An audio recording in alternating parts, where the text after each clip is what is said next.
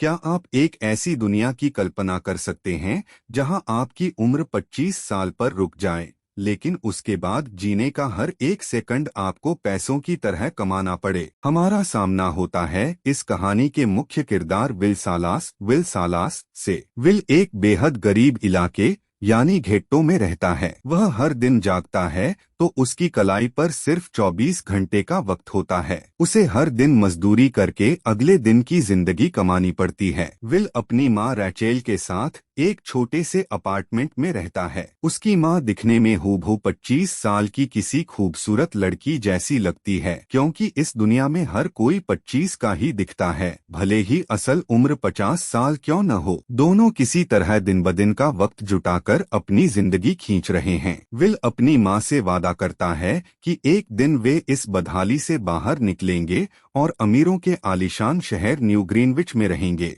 एक शाम विल अपने दोस्त जॉनी के साथ एक लोकल बार में जाता है। वहाँ माहौल तब अचानक तनावपूर्ण हो जाता है जब हेनरी हैमिल्टन नाम का एक बेहद अमीर आदमी उस बार में एंट्री करता है। हेनरी के पास सिर्फ कुछ साल नहीं बल्कि उसकी कलाई पर पूरे 116 साल चमक रहे थे। इस गरीब इलाके में इतना सारा समय खुलेआम दिखाना अपनी मौत को दावत देने जैसा था। जल्द ही वहाँ के खतरनाक टाइम चोरों का गैंग, जिन्हें मिनटमैन कहा जाता है, बार में आ धमकता है। उनका लीडर फोर्टिस एक शातिर और बेरहम इंसान है जो लोगों को मारकर उनका समय लूट लेता है। फोर्टिस को देखते ही हेनरी की जान सूख जाती है। विल को एहसास होता है कि अगर उसने कुछ नहीं किया तो ये चोर हेनरी को यहीं मार डालेंगे। जैसे ही फोर्टिस हेनरी को घेरने की कोशिश करता है, विल अपनी जान जोखिम में डालकर हेनरी को वहां से भगा ले जाता है। वे दोनों एक पुरानी लावारिस फैक्ट्री में जाकर छिप जाते हैं। यहाँ रात के सन्नाटे में हेनरी विल को एक ऐसा सच बताता है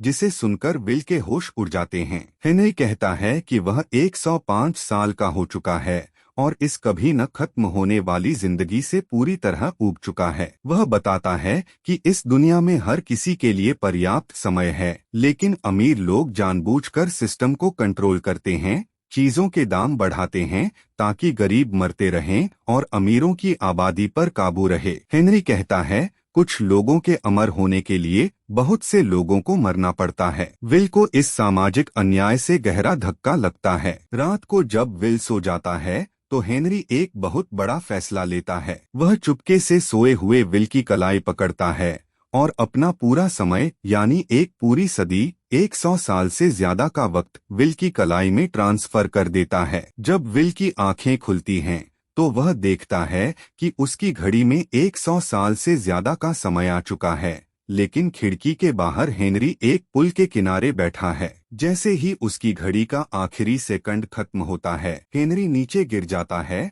और उसकी मौत हो जाती है। कैमरे में ऐसा लगता है जैसे विल ने ही उसे लूटा और मार डाला। विल घबरा जाता है, लेकिन अब उसके पास अपनी माँ की जिंदगी संवारने का मौका था। वह तुरंत अपनी माँ रैचेल से मिलने के लिए भागता है, लेकिन दूसरी तरफ रैचेल के साथ एक भयानक हादसा होने जा रहा था। जब वह काम से घर लौटने के लिए बस स्टॉप पर पहुंचती है तो बस का किराया अचानक 1 घंटे से बढ़ाकर 2 घंटे कर दिया जाता है। रैचेल की कलाई पर सिर्फ 1.5 घंटा बचा था। वह बस ड्राइवर से मिन्नतें करती है, लेकिन इस क्रूर दुनिया में किसी को किसी पर तरस नहीं आता, बस उसे छोड़कर चली जाती है। अब रैचेल के पास घर तक दौड़ने के अलावा कोई रास्ता नहीं था और उसकी घड़ी की टिक टिक तेजी से खत्म हो रही थी। विल को जब यह पता चलता है तो वह पागल की तरह अपनी माँ की तरफ दौड़ता है। दोनों एक दूसरे की तरफ भाग रहे हैं। कलाई की घड़ियां दोनों को मौत और जिंदगी की रेस में दौड़ा रही हैं। विल दूर से अपनी माँ को आते हुए देखता है। उसकी कलाई पर सिर्फ कुछ सेकंड बचे हैं। विल चिल्लाता है और उसकी तरफ हाथ बढ़ाता है। रैचेल अपनी पूरी ताकत से दौड़कर विल की बाहों में गिरती है, लेकिन ठीक उसी पल उसकी घड़ी 0 पर आ जाती है। रैचेल की आंखें खुली की खुली रह जाती हैं और वह विल की गोद में ही दम तोड़ देती है। विल इस सदमे से पूरी तरह टूट जाता है। अपनी माँ की लाश को पकड़कर वह फूट फूट कर रोता है। उसे एहसास होता है कि अमीरों के बनाए इस गंदे खेल ने उसकी माँ की जान ली है। अब विल के दिल में दुख की जगह बदले की भयानक आग सुलगने लगती है। वह फैसला करता है कि वह इन अमीरों को उनके इस जुल्म की सजा देगा। वह एक महंगी कार किराए पर लेता है और सीधे अमीरों के उस सुरक्षित और आलीशान शहर न्यू ग्रीनविच की तरफ निकल पड़ता है, जहां लोग एक एक सेकंड के लिए नहीं तरसते। लेकिन विल यह नहीं जानता कि एक बेहद शातिर और खतरनाक टाइमकीपर समय की पुलिस रेमंड लियोन उसकी तलाश में निकल चुका है और विल का एक भी गलत कदम उसे हमेशा के लिए मिटा सकता है। अमीरों के शहर न्यू ग्रीनविच का माहौल विल के पुराने इलाके से बिल्कुल अलग था। यहाँ कोई भाग नहीं रहा था।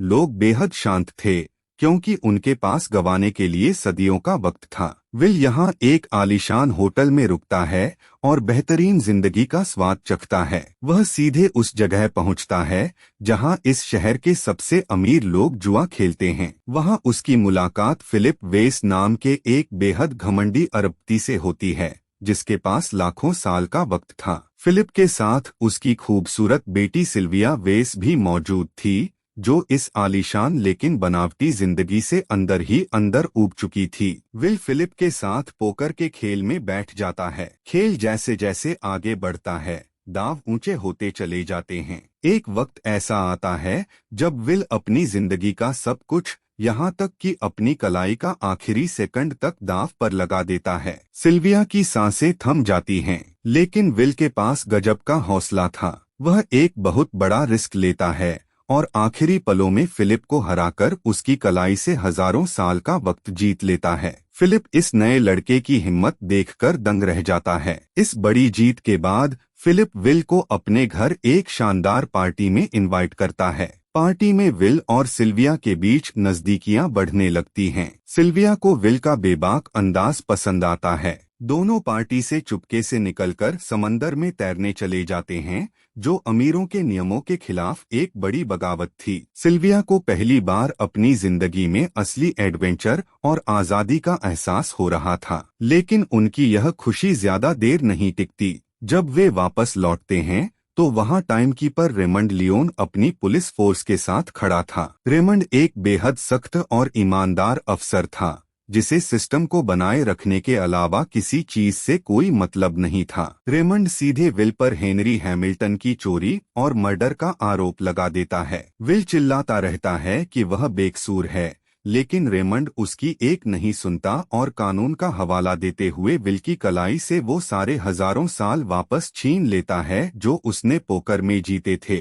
वह विल की कलाई पर सिर्फ 2 घंटे छोड़कर उसे अरेस्ट करने की कोशिश करता है। विल को समझ आ जाता है कि यह भ्रष्ट सिस्टम उसे कभी जिंदा नहीं छोड़ेगा। एक पल की फुर्ती दिखाते हुए विल रेमंड के पुलिस वालों पर हमला कर देता है और सिल्वियो को गन पॉइंट पर लेकर बंधक बना लेता है। वह सिल्विया को अपने साथ लेकर रेमंड की कार में बैठता है और वहां से तूफानी रफ्तार में भाग निकलता है। रेमंड की पुलिस गाड़ियां उनका पीछा करने लगती हैं। पीछा करने और भागने के इस खूनी खेल में विल की कार एक खतरनाक हादसे का शिकार हो जाती है और पलट जाती है। दोनों किसी तरह जिंदा तो बच जाते हैं, लेकिन मुसीबत यहीं खत्म नहीं हुई थी। उसी इलाके में मिनटमैन का लीडर फोर्टिस अपने गैंग के साथ घूम रहा था। कार एक्सीडेंट के बाद बेहोशी की हालत में पड़े विल और सिल्विया को देखकर फोर्टिस का गैंग उन पर टूट पड़ता है। फोर्टिस सिल्विया की कलाई से उसका सारा कीमती समय लूट लेता है और उन्हें मरने के लिए वहीं छोड़ जाता है। जब सिल्विया और विल को होश आता है तो उनके पैरों तले जमीन खिसक जाती है। सिल्विया, जो कुछ देर पहले तक सदियों की मालिक थी, अब उसकी कलाई पर सिर्फ कुछ मिनट बचे थे। वे मौत के कगार पर थे। विल तुरंत अपने सबसे भरोसेमंद दोस्त जॉनी के पास मदद के लिए पहुंचता है, जिसे उसने अमीर बनने से पहले अपनी कलाई से 10 साल का वक्त तोहफे में दिया था। लेकिन वहां जाकर विल को जो सदमा लगता है, उसकी उसने कल्पना भी नहीं की थी। जॉनी की पत्नी रोते हुए बताती है कि अचानक इतना सारा समय पाकर जॉनी खुद को संभाल नहीं पाया और हद से ज्यादा शराब पीने की वजह से उसकी मौत हो गई। विल को एहसास होता है कि इस सिस्टम ने गरीबों को इस कदर तोड़ दिया है कि वे अचानक मिली दौलत को भी संभाल नहीं पाते। अब घड़ी की सुइयां उनके खिलाफ चल रही थीं। सिल्विया की कलाई पर सिर्फ 5 मिनट बाकी थे। विल सिल्विया के कीमती गहनों को एक लोकल दुकान पर गिरवी रखता है और उसके बदले सिर्फ 2 दिन का वक्त हासिल कर पाता है। अपनी जान बचाने के बाद विल अब चुप बैठने वालों में से नहीं था। वह फिलिप वेस को फोन करता है और सिल्विया के बदले फिरौती में 1000 साल का वक्त मांगता है ताकि वह उसे गरीबों में बांट सके। लेकिन फिलिप अपनी ही बेटी की जान के बदले समय देने से साफ इनकार कर देता है। सिल्विया को यह देखकर गहरा धक्का लगता है कि उसके पिता के लिए उसकी जान से ज्यादा कीमती उनका समय है। सिल्विया का अपने पिता और इस अमीर दुनिया से पूरी तरह भरोसा उठ जाता है। वह विल से कहती है कि वह अब बंधक नहीं बल्कि इस लड़ाई में उसकी पार्टनर है। दोनों मिलकर फैसला करते हैं कि वे इस सिस्टम की ईंट से ईंट बजा देंगे। वे सीधे सिल्विया के पिता के ही टाइम बैंकों को लूटने का प्लान बनाते हैं। वे एक बड़ा ट्रक लेते हैं और सीधे टाइम बैंक के शीशे तोड़ते हुए अंदर घुस जाते हैं। वहां रखी समय की तिजोरियों को लूटकर वे उन कैप्सूल्स को गरीब बस्तियों में आम लोगों के बीच खुलेआम बांटना शुरू कर देते हैं। देखते ही देखते विल और सिल्विया गरीबों के लिए मसीहा और सरकार की नजर में सबसे बड़े रॉबिन हुड बन जाते हैं। लेकिन अमीरों का सिस्टम इतनी आसानी से हार मानने वाला नहीं था। उन्होंने इस बगावत को कुचलने के लिए एक ऐसा खौफनाक कदम उठाया जिसने विल और सिल्विया को मौत के सबसे बड़े जाल में फंसा दिया। विल और सिल्विया ने बैंकों को लूटकर गरीबों में समय बांटना तो शुरू कर दिया था, लेकिन अमीरों के सिस्टम ने इसका एक बेहद क्रूर तोड़ निकाल लिया। जैसे ही गरीब बस्तियों में समय की सप्लाई बढ़ी, सरकार ने वहां जिंदा रहने की लागत और टैक्स को अचानक कई गुना बढ़ा दिया ताकि गरीबों के पास आया समय तुरंत खत्म हो जाए और वे फिर से भुखमरी के कगार पर आ जाएं। विल को समझ आ गया कि छोटे मोटे बैंकों को लूटने से कुछ नहीं बदलने वाला। अगर इस दमनकारी व्यवस्था की रीढ़ की हड्डी तोड़नी है तो उन्हें कुछ बहुत बड़ा करना होगा। उनका अगला निशाना था खुद फिलिप वेस का मुख्य हेडक्वार्टर, जहां लाखों करोड़ों सालों का समय एक साथ तिजोरियों में बंद था। विल अपनी पहचान छुपाकर भारी सुरक्षा के बावजूद फिलिप के आलीशान महल में घुसने में कामयाब हो जाता है। सिल्विया की मदद से वे सीधे फिलिप के पर्सनल केबिन तक पहुंच जाते हैं और उसे गन पॉइंट पर ले लेते हैं। फिलिप उन्हें समझाने की कोशिश करता है कि समाज का संतुलन बनाए रखने के लिए अमीरों का अमीर रहना और गरीबों का मरना जरूरी है,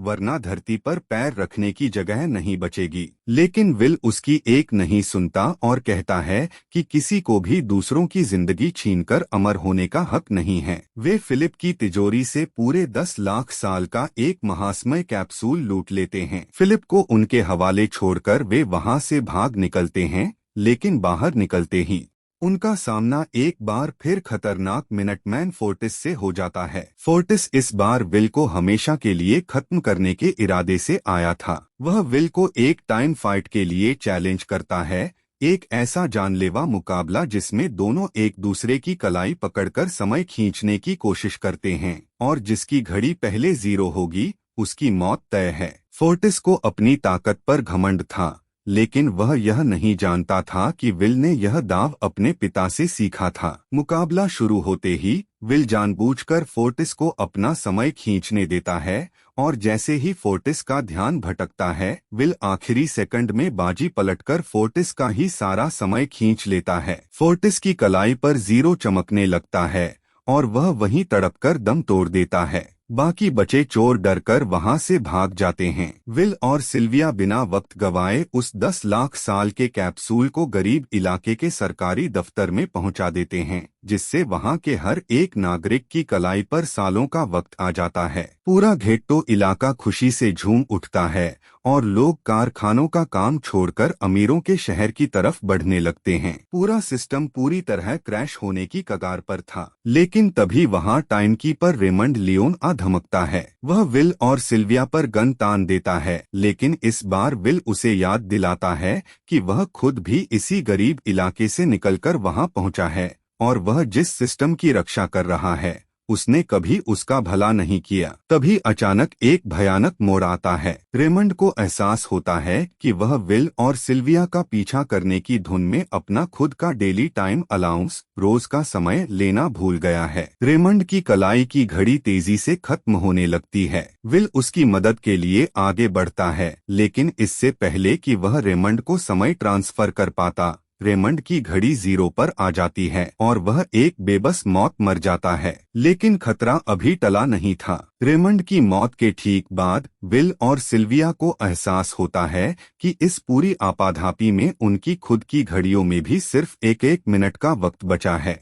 दोनों मौत के मुंह में खड़े थे। तभी विल को याद आता है कि रेमंड की पुलिस कार में उसका इमरजेंसी समय बैकअप रखा होगा। विल पूरी ताकत से कार की तरफ दौड़ता है, जबकि सिल्विया के पास दौड़ने की भी हिम्मत नहीं बची थी क्योंकि वह हाई हील्स पहने हुए थी। विल कार से समय निकालता है और हवा की रफ्तार से सिल्विया की तरफ वापस भागता है, ठीक उसी तरह जैसे उसकी मां के साथ हुआ था। सिल्विया गिरने वाली होती है और उसकी घड़ी में सिर्फ 2 सेकंड बचे होते हैं, लेकिन इस बार इतिहास खुद को नहीं दोहराता। विल सही समय पर सिल्विया का हाथ पकड़ लेता है और अपनी कलाई से उसकी कलाई में समय ट्रांसफर कर देता है। दोनों की जान बाल बाल बचती है। कहानी के अंत में हम देखते हैं कि 10 लाख साल मिलने के बाद गरीब बस्तियों के लोग अब गुलाम नहीं रहे थे। वे अपने हक के लिए सड़कों पर उतर चुके थे और अमीरों का बनाया हुआ वह क्रूर साम्राज्य पूरी तरह ढह चुका था। टीवी पर खबरें चल रही होती हैं कि सरकार अब पूरी तरह बेबस हो चुकी है और अब विल और सिल्विया पर करोड़ों साल का इनाम रख दिया गया है। लेकिन हमारे ये दोनों रॉबिन हुड रुकने वाले नहीं थे। वे एक बार फिर नए हथियारों के साथ एक और बहुत बड़े सरकारी टाइम बैंक के सामने खड़े होते हैं ताकि इस दुनिया से अमीरी और गरीबी का अंतर हमेशा के लिए मिटा सकें। वे मुस्कुराते हैं, गन लोड करते हैं और बैंक के अंदर कदम बढ़ाते हैं। सिस्टम को बदलने की यह जंग अब हमेशा के लिए अमर हो चुकी थी।